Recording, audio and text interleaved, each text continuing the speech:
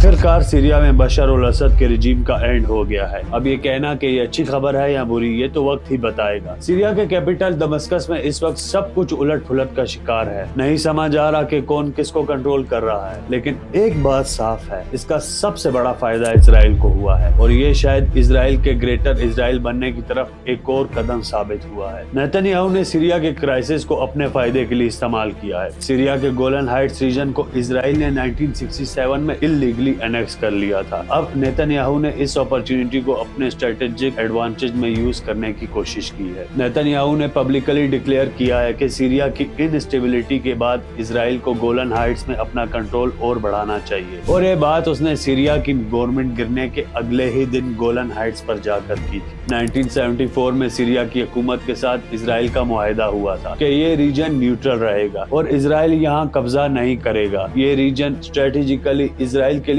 काफी इम्पोर्टेंट है और जब बशर अल असद का इन्फ्लुएंस सीरिया में नहीं रहा तो नेतन्याहू ने ये रीजन ऑलमोस्ट अपने कंट्रोल में ले लिया, काफी हैवी बॉम्बिंग्स के बाद। फिर अराउंड 2006 और 2007 में यूएसए आर्मी के जनरल वेस्ली क्लार्क ने कहा था यूएसए का प्लान है Syria, Sudan, Somalia, Lebanon, Libya, Iraq और ईरान में गवर्नमेंट्स का तख्ता उलटने का। मैं चाहता हूँ आप ये वीडियो देखें।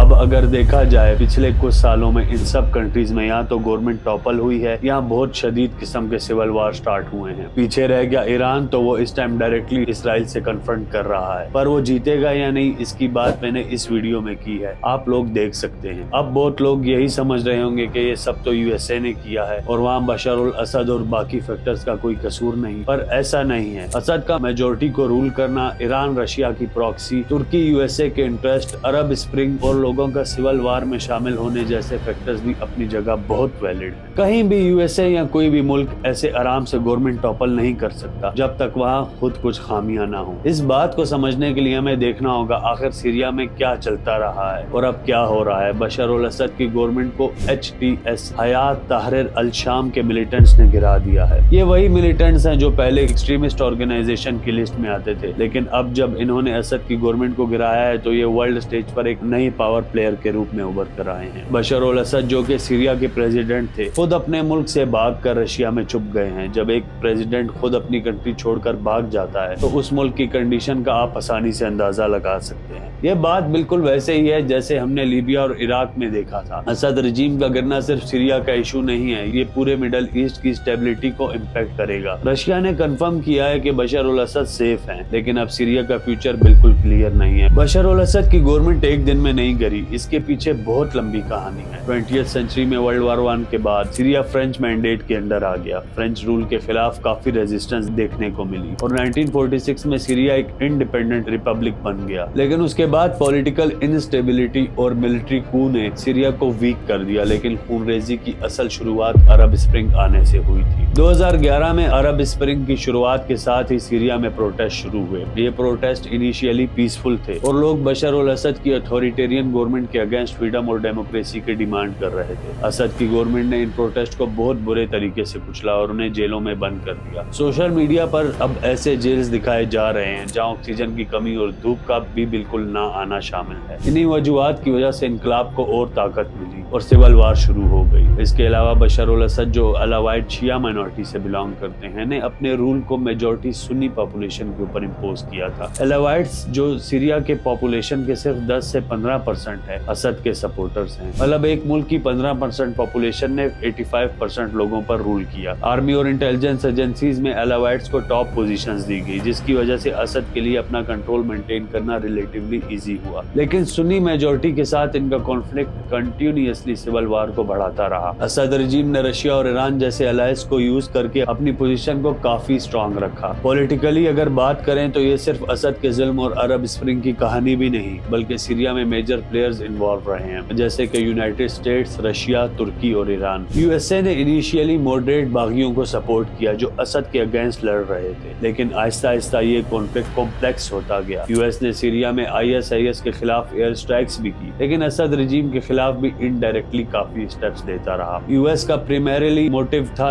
सीरिया में ईरान और रशिया का इन्फ्लुएंस कम करना, लेकिन असद के अगेंस्ट फाइट करते करते यूएस को खुद एक मल्टी डायमेंशनल कॉन्फ्लिक्ट में उलझना पड़ा। इसी तरह तुर्की और रशिया सीरिया के सिविल वार में दो और बड़े प्लेयर्स हैं। तुर्की ने इनिशियली असद के अगेंस्ट ऑपोजिशन ग्रुप्स को सपोर्ट किया, लेकिन 2016 के बाद तुर्की का फोकस सीरियन कुर्द्स को वीकन करना बन गया है, जो तुर्की के लिए एक सेपरेटिस्ट थ्रेट है। तुर्की ने नॉर्थ सीरिया में मिलिट्री ऑपरेशंस किए और अब वहां अपना इन्फ्लुएंस बढ़ाने की कोशिश कर रहा है। दूसरी तरफ रशिया असद का सबसे बड़ा सपोर्टर रहा है। रशिया ने असद को फाइनेंशियली और मिलिटरी सपोर्ट किया और 2015 में अपनी मिलिट्री को डायरेक्ट डिप्लॉय कर दिया। रशिया का प्राइमरी मोटिव था अपने नेवल बेस तरतुस को सिक्योर करना और मिडल ईस्ट में अपना इन्फ्लुएंस बरकरार रखना, ताकि यूएस के इन्फ्लुएंस को काउंटर कर सके। अब बात करते हैं ईरान की। Iran being a Shia country Assad का सबसे बड़ा सपोर्टर रहा। सीरिया में ईरान की प्रॉक्सीज काफी अरसा चलती रही हैं और ईरान का इन्फ्लुएंस इस रीजन में बहुत अहम रहा है, जिसकी वजह से सऊदी अरेबिया के साथ भी उसकी राइवलरी नजर आई है। जब से इजराइल ने पैलेस्टाइन में अपनी हार्श पॉलिसीज इंप्लीमेंट की हैं, तब से ईरान कुछ बड़ा नहीं कर पाया इजराइल के खिलाफ। यहाँ तक कि इस्माइल हानिया ईरान में कत्ल कर दिया गया और कहा जाता रहा कि रिपोर्टेडली इसके पीछे इजराइल है। इसकी बात मैंने इस वीडियो में की है, पर ईरान कोई बड़ा कदम नहीं ले सका सिवाय कुछ मिसाइल्स फायर करने के। रशिया और ईरान दोनों ने अपने अपने तरीकों से सीरिया में अपने स्ट्रेटेजिक इंटरेस्ट को सिक्योर किया था। रशिया ने असद रिजीम को मिलिटरीली सपोर्ट दिया, जबकि ईरान ने अपने शिया अलाइज को सीरिया में डिप्लॉय किया। लेकिन अब जब असद रिजीम खत्म हो गई है, तो ये दोनों कंट्रीज काफी कंफ्यूज दिखाई दे रहे हैं। ईरान की जो एम्बेसी थी सीरिया में, उसको भी अटैक किया गया है और रशिया भी सीरिया में अपने मिलिट्री रिसोर्सेज को इफेक्टिवली यूटिलाइज नहीं कर पा रहा। एसटीएस का जो लीडर है अबू मोहम्मद अल जोलानी, उसको एक वक्त पे यूएस ने ओपनली दहशतगर्द डिक्लेयर किया था। यूएस ने 2017 में अल जोलानी के सर की कीमत $10 मिलियन रखी,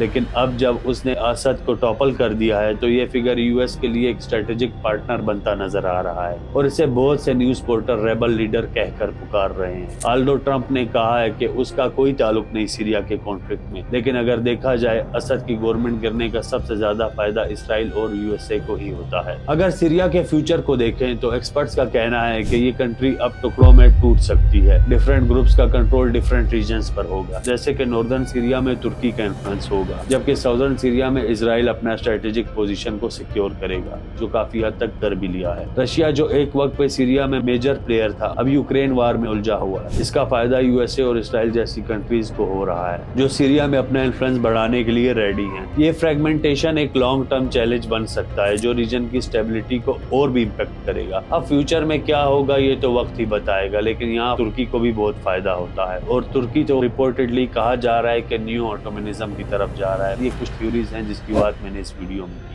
बहरहाल फिलहाल ये मुस्लिम दुनिया की बहुत बड़ी हार है, जो इस वक्त शिया सुन्नी डिवाइड में पड़ी है और अफसोस के साथ एक इस्लाम के झंडे तले होने के बजाय बहुत से फिरकों में तकसीम है। और साथ ही रशिया की बहुत बड़ी हार है, लेकिन अपेरेंटली ये नजर आ रहा है कि ये जीत है इस वक्त तो सिर्फ इजराइल और यूएसए की। आल्टो एविडेंस सजेस्ट करते हैं कि सीरिया में बशर की हुकूमत गिरने में इजराइल और यूएसए का हाथ है, लेकिन ऊपर बताई गई सारी कहानी से ये भी साबित होता है कि ये हाथ सिर्फ उनका नहीं, बल्कि वहाँ अनडेमोक्रेटिक पॉलिसीज का भी है। आपके ख्याल में आगे सीरिया में क्या होगा? अपनी राय कमेंट सेक्शन में जरूर बताना। आपका बहुत शुक्रिया।